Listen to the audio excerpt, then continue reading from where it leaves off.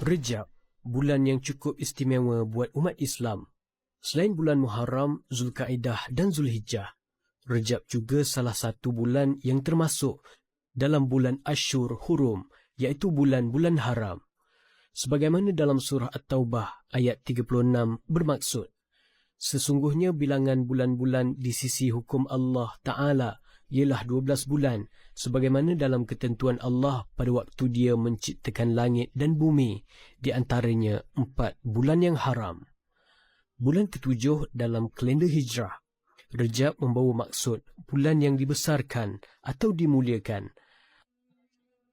Masyarakat jahiliyah memberi nama Rejab kerana mereka menghormati dan memuliakan bulan ini. Rasulullah SAW mengekalkan dengan nama ini dan mengharamkan sebarang pertumpahan darah berlaku di bulan Rejab. Rejab, bulan yang terlakar peristiwa-peristiwa penting dalam lipatan sejarah Islam.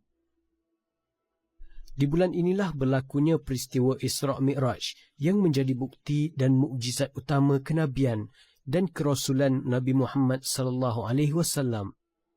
Tepat malam 27 Rejab, baginda diisra'kan dari Masjidil Haram ke Masjidil Aqsa dan kemudian dimi'rajkan meredah angkasa menembusi setiap lapis langit untuk menghadap Allah menerima kefarduan solat 5 waktu.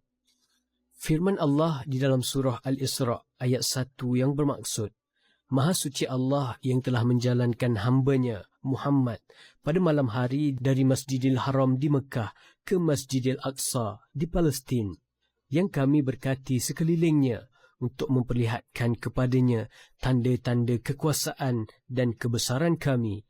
Sesungguhnya Allah jualah yang maha mendengar lagi maha mengetahui. Bulan Rejab juga menyaksikan lahirnya seorang ulama yang merupakan salah seorang dari 4 mazhab besar dalam dunia fiqh, iaitu Imam Syafi'i rahimallah. Dilahirkan pada tahun 150 Hijrah dalam bulan Rejab di Ghuzah, Palestin. Kebijaksanaan Imam Syafi'i dalam dunia keilmuan sangat dikagumi oleh semua orang, termasuk gurunya sendiri. Imam Ahmad Ibn Hanbal pernah berkata, Imam Syafi'i itu ibarat matahari bagi dunia.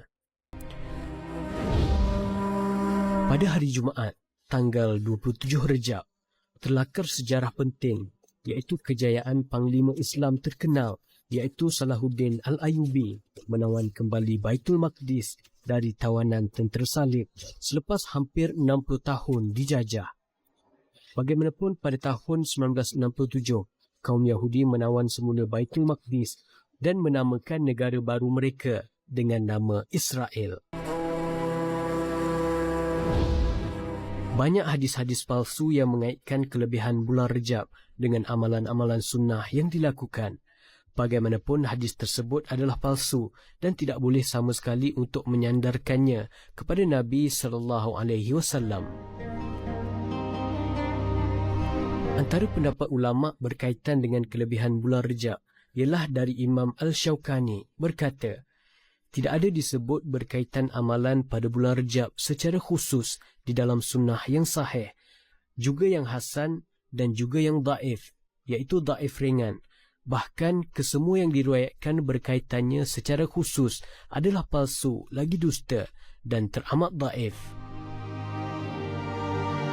Justru sempena kedatangan bulan Rejab, kita disarankan supaya mempertingkatkan amalan baik seperti berpuasa, solat sunat, bersedekah dengan syarat tidak beriktikad bahawa amalan yang dilakukan mempunyai kelebihan tertentu. Ini kerana bulan Rejab termasuk dalam bulan haram yang mana diketahui akan kelebihan bulan-bulan haram berbanding bulan yang lain.